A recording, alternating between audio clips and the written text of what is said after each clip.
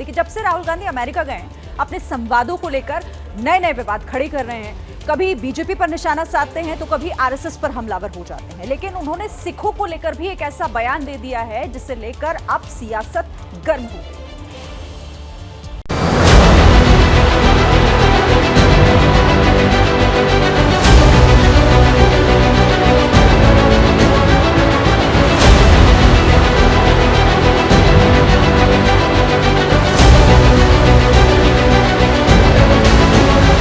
Is about whether he, as a Sikh, is going to be allowed to wear his turban in India.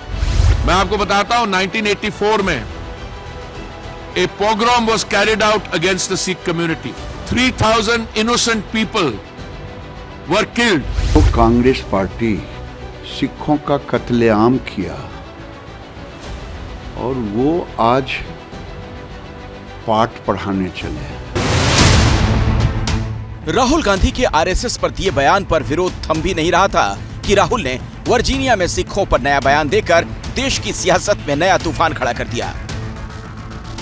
The fight is about whether he, as a Sikh, is going to be allowed to wear his turban in India, or he, as a Sikh, is going to be allowed to wear a kada in India, or he, as a Sikh, is going to be able to go to Gurdwara. That's what the fight is about. And not just for him. For all religions. Rahul Gandhi इन दिनों America के दौरे पर हैं, जहां वो एक के बाद एक कई कार्यक्रमों में शामिल हो रहे हैं और इन्हीं कार्यक्रमों के मंच से वो हर दिन एक नया सियासी तीर छोड़ रहे हैं। लेकिन इस बार राहुल ने सिखों के जरिए केंद्र सरकार पर निशाना साधने की कोशिश की, जिस पर बीजेपी ने मोर्चा खोलते हुए राहुल को 84 में हुए सिख दंगों की याद दिला दी। I've been wearing a turban for over 6 decades, over 60 years at least, and I've been wearing a kada even for much longer after that. मैं आपको बताता हूं 1984 में a pogrom was carried out against the Sikh community. 3,000 innocent people were killed. People were dragged out of their homes and tires were put around them and they were burnt alive. तो चूहा खा के बिल्ली चली हज करने। जो Congress party आजादी के बाद से तुष्टीकरण की राजनीति की, सिखों का कत्लेआम किया और वो आज पाठ पढ़ाने चले हैं।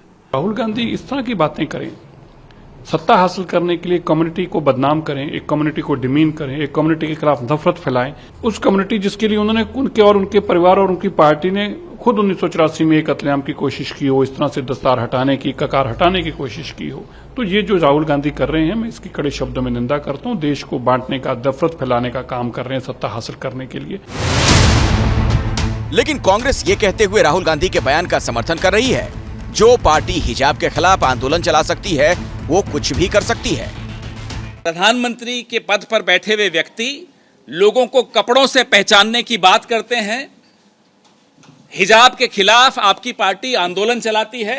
जो आज हिजाब के खिलाफ आंदोलन चलाती है वो कल सिखों की पगड़ी पर भी आएगी, इसमें किसी को कोई शक नहीं है। मतलब कांग्रेस सिखों की पगड़ी को हिजाब से जोड़कर बता रही है और ये बताने की कोशिश कर रही है कि सिखों की पगड़ी अब निशाने पर है। वैसे राहुल गांधी का ये बयान हरियाणा चुनाव से ठीक पहले आया। ऐसे में सियासी तूफान आना लाजमी है, क्योंकि बीजेपी इस मुद्दे को न सिर्फ हरियाणा विधानसभा चुनाव में उठाएगी, बल्कि उसने राहुल गांधी को अदालत तक ले जाने की चेतावनी दे दी है।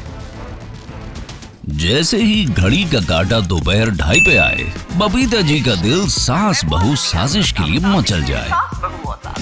और ये है इनकी बहू, पूरे दिन ऑफिस की टेंशन हो जाए गॉन जब ये करें अपना फेवरेट शो फ्री टाइम पे ऑन।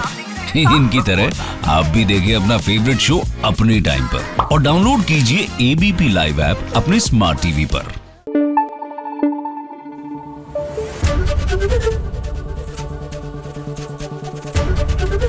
एबीपी न्यूज आपको रखे आगे।